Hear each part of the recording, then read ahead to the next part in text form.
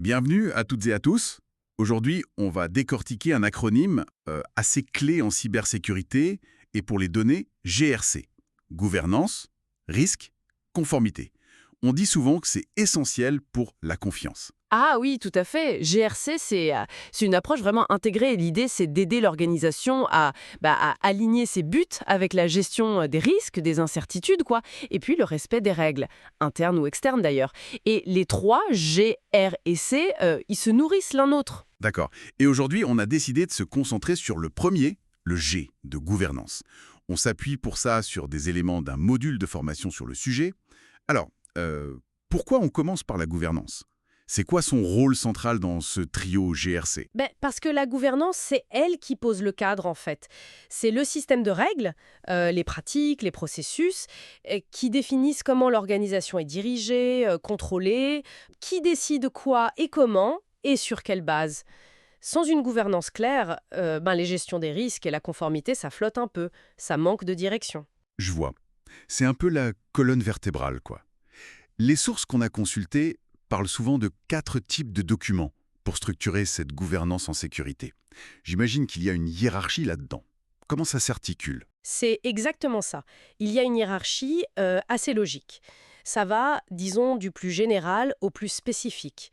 Tout en haut, on a les politiques. Elles donnent la grande vision. Ok, Ensuite viennent les normes. Là, ça devient mesurable et surtout obligatoire. Puis on a les lignes directrices qui sont plus des conseils. Et enfin, tout en bas, les procédures, le mode d'emploi détaillé. bon commençons par le sommet alors. Les politiques. Si je comprends bien, c'est les grandes orientations décidées tout en haut par la direction. Absolument. Les politiques, ça exprime vraiment l'intention, les valeurs, les objectifs généraux. Par exemple, une politique de sécurité de l'information, ça va affirmer qu'on s'engage à protéger la confidentialité, l'intégrité, la disponibilité des infos. Mhm. Ou une politique de confidentialité, comme on en voit partout, qui dit comment on collecte, utilise, stocke les données perso. Elles doivent rester assez générales, tu vois, pour pas dépasser tous les 6 mois. D'accord, donc la politique donne le cap. Mais comment on vérifie qu'on suit bien ce cap? C'est là que les normes entrent en jeu. Exactement. Les normes, elles traduisent ces grands objectifs en exigences concrètes, spécifiques, mesurables et, point clé, obligatoires. Si on ne respecte pas une norme, normalement, il y a des suites. Ah oui. Oui, les exemples qu'on a vus sont parlants. Exiger des mots de passe de 12 caractères minimum avec 2 symboles et l'authentification multifacteur. Ça, c'est une norme. Ou alors obliger le support à répondre aux tickets en moins de 24 heures. C'est mesurable, c'est obligatoire. C'est une norme de performance, là. C'est beaucoup plus tangible, effectivement. Le côté obligatoire et mesurable, c'est ça qui fait la différence. Mais tout ne peut pas être si strict dans une boîte, si. Il faut bien un peu de souplesse. Tout à fait. Et heureusement, c'est là qu'on trouve les lignes directrices.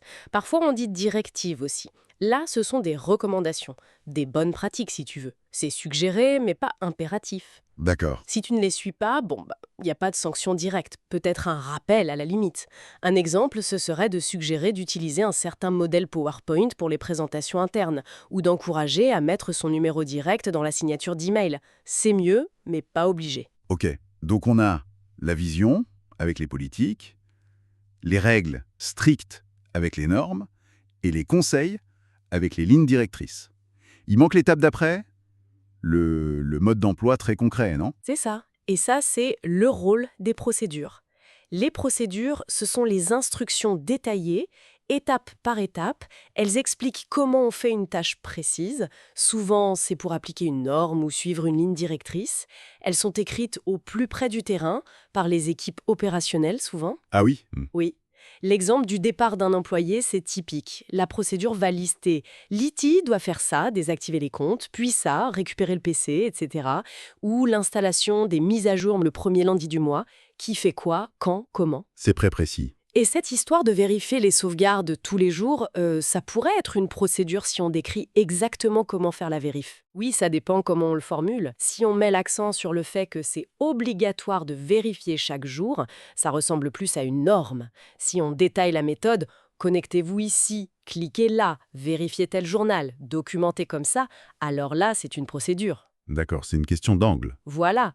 Ce qui compte, c'est que tous ces documents politiques, normes, lignes directrices et procédures soient clairs, à jour et que les gens puissent les trouver facilement.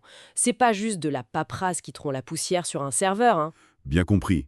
Donc, pour résumer un peu, la gouvernance, elle vient structurer comment on agit et on décide, via ces 4 niveaux qui s'emboîtent.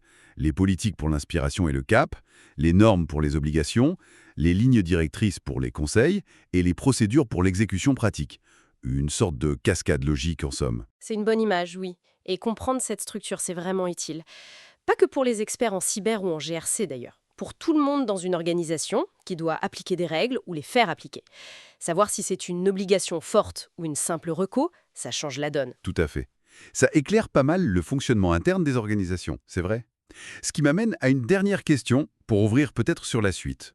Maintenant qu'on a posé ce cadre de gouvernance, avec ses règles et tout ça, comment une organisation fait-elle pour savoir ce qui est vraiment important à protéger avec tout ça?